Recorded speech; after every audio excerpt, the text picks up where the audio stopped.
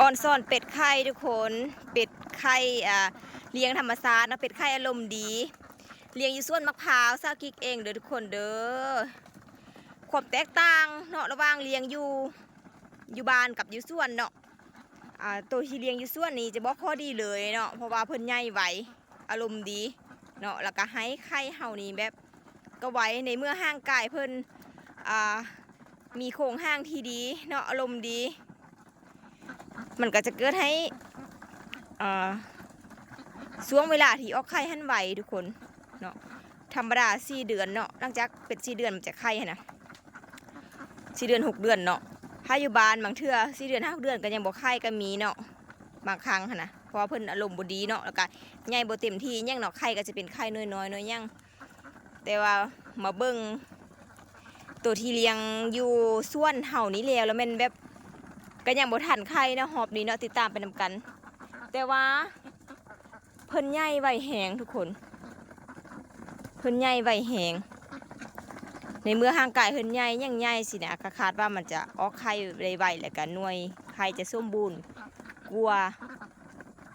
ว่าซั่นซะตอนนี้กำลังให้อาหารเพิ่นเนาะให้อาหารเพิ่นแล้วอาหารว่างเพิ่นก็จะกินหญ้ากินปลากินห้อยไปเพราะว่าของมะพร้าวเฮานี่ก็สิมีโซนเป็นคลองน้ำละลาก็มีเนาะมีผักบงก็มีมะกรวยมีอย่างต่างๆเด็กทุกคน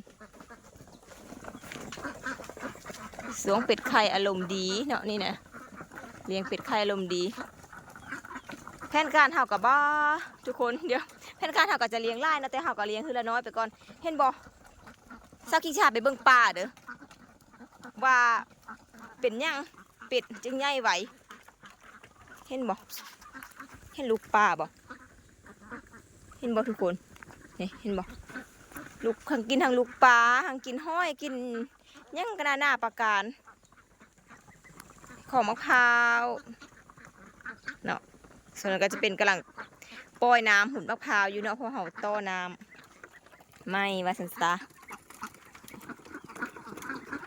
อาหารกับเส้นเก้าเส้นเดิมทุกคนยกกล้วยมันบริปะเลยเนาะสำหรับยกกล้วยเพราะว่ามันลดต้นทุนเนาะลดต้นทุนอ่อนซ่อนคณะทุกคนไปใส่กันไปเป็นฟุ้งเนาะโบแตกกันใครบ่มีบ้าเลยเนาะ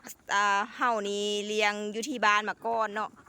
แล้วเฮาก็ขยายมาเลี้ยงอยู่สวนมาซะแต่ว่าอยู่บ้านหันน่ะเฉลี่ยแล้วอยู่สวนนี่จะใหญ่กว่าเนาะใหญ่ไวกว่าแล้วเฮาก็มาเริ่มทยอยเลี้ยงอยู่สวนเนาะอาศัยให้กินหญ้ากินปลาธรรมชาติเนาะแล้วก็ใหญ่ไวอีหลีทีนึงเลยใหญ่ไวยกให้เลยเนาะเพิ่นทางใดพื้นที่เพิ่นกว้างเพิ่นอารมณ์ดี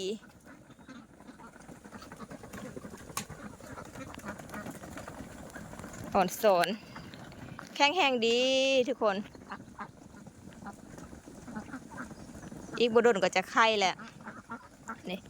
นี่ก็จะเป็นของมะพร้าวของเฮาส่วนเถิงก็จะเป็นส่วนมะขามเนาะอาหารหลักๆมีหัวห่านมีห้ำแล้วก็จะมียกกล้วยกินเกลือทุกเซาแล้วก็แรงเนาะเพียงเซาแรง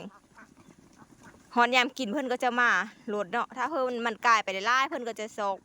ไปซอกห้ากินน้ำคลองน้ำยั่งไปซอกห้ากินน้ำคลองน้ำยั่งเนาะแล้วเขาก็ไปเอิญเพื่อนมาเพื่อนโบแตกกันเลยทุกคนอ่อนซ่อนจากเม่นง่ามาแทววะ